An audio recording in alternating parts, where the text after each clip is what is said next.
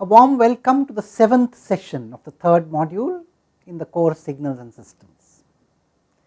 We have been looking at all the sinusoids that give us the same samples at the same points. And now in this session we are going to put down some guidelines to bring them together. What happens if you add them? But before we add them, let us first write down the general expression. So, the general expression.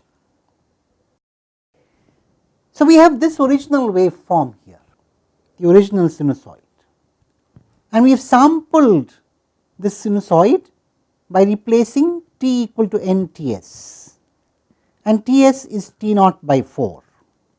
We are asking all those sinusoids which have the same samples at the same points. We wrote down the expression the last time. Let us write down the generalized expression and let us sum them.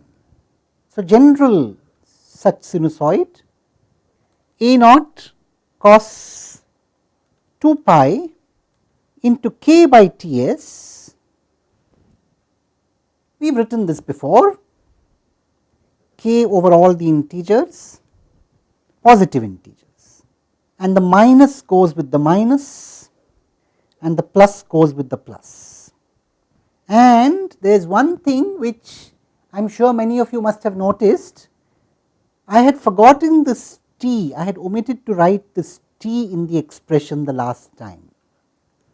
I hope you noticed it. I had left that out intentionally so that some of you notice it and point it out and look forward to its being corrected. Sometimes I intentionally do this. I leave a few things uncorrected at that time so that you are alert and you notice them and you critically review what is being written. And here is one such. So, the t was missing in some of the expressions in the last session, and now of course I am making it clear. So, there you are. Anyway, that was just a little game, just a little prank that I played. But anyway, coming back, so now you have all these positive multiples of 1 by Ts and you add and subtract, and therefore we can now ask what happens when we add them. What is A0 plus summation over all k? What is this? Let us see. So, if you take k equal to 1 to infinity, we do not know if it will converge. So, let us take k equal to 1 to n. N is a positive integer greater than 0. So, we have two terms for every element of the summation, for every k. Now, this is interesting. So, this is of the form A0 cos, and you have some term, and for some part you take the negative of that term, and for the other part you take the positive of that term. So, if you look at this expression, it is of the form, let us call this part some capital say B, you have the same capital B here, and the other part is essentially a capital C, and here you have a B minus C and here you have a B plus C. In fact, you can write down B and C explicitly. Let us do that. B is essentially and C is essentially, and therefore you essentially have any one term for any one given k, A0 cos B minus C plus A0 cos B plus C, and this is very easy to sum. That is 2 A0 cos B cos C, easy to sum. So, let us write it down in that form. This is B and this is C, and as you notice this is also C here. The C is independent of k.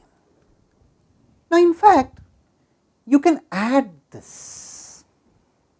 You will notice that you can in fact take out this common. The C part you can, cos C part you can take out common, and we will do that here. So, this is the sum we need to evaluate now. What is this sum? How do we evaluate it? Well, this can be evaluated by a geometric progression.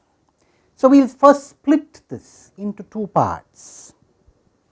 Write this as half e raised to the power j 2 pi by Ts times kt plus e raised to the power minus j 2 pi by Ts times kt.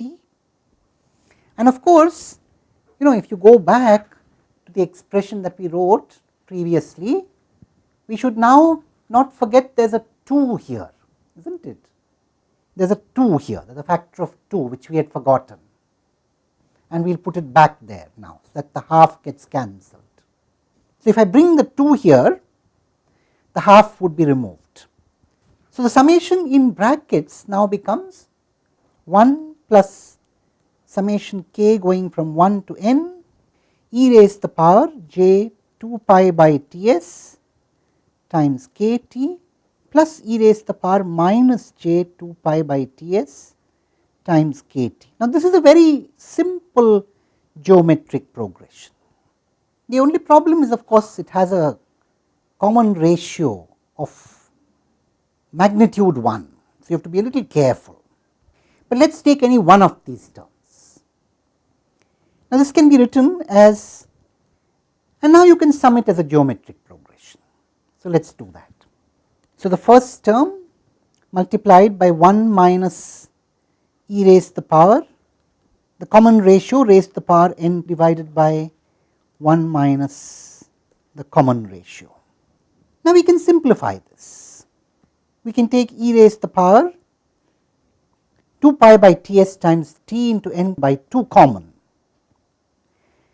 and the numerator that leaves us with 2j sine and the same argument. The same trick can be applied in the denominator, extracting 2j sine 2 pi by Ts into t by 2. Now, this is where I am going to leave some work for you to do. The first piece of work is sketch this function of t. Which function are we talking about? This function that we saw, this one. So, sketch this. This is the exercise. Now, you must remember that of course 2j would get cancelled here, and you can look at this as a sine by sine form. You have dealt with that form before in module 2. So, you know how to handle it. You can also combine all of these terms to make it simple. That should make it relatively easy for you to deal with. So, that is my first job for you, sketch this function of t.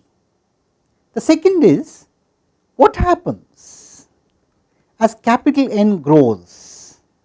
So, the question is, what happens? Now, there are two things to investigate. What happens at t equal to all multiples of Ts, and what happens when t is not a multiple of Ts? Now, repeat for the minus term. This is where we are going to be. I am going to leave this as a little job for you to do. I have taken you some distance in the calculation, and I want you to carry out the calculation and get a feel. What happens at the sampling, essentially, what happens at the sampling instance when all these sinusoids come together? What happens at other points other than the sampling instance? Well, work out something, and we will meet in the next session and talk about another perspective on the same discussion. Thank you.